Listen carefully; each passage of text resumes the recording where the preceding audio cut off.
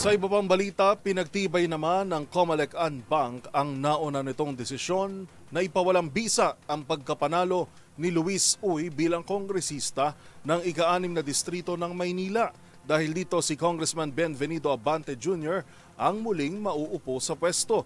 Ang buong detalye ihahatid ni Boy Gonzales. Ibinasura ng Comelec-An Bank ang motion for reconsideration na inihay ni Luis Joey Chua Uy kaugnay sa pagbawi sa proklamasyon sa kanya bilang nanalong kongresista sa ika-6 na distrito ng Maynila.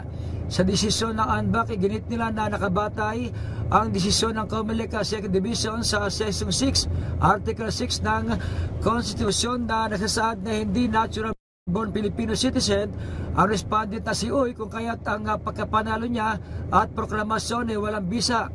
Iginit pa ng Comelec na batay ang desisyon sa itinakda ng 1935 Constitution nakasasakop sa isyu ng citizenship ng kandidato.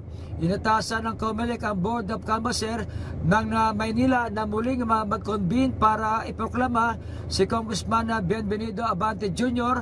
ang nag-iisang kalaban sa pwesto bilang nahalal na miyembro ng House of Representatives para sa 6th District ng Maynila.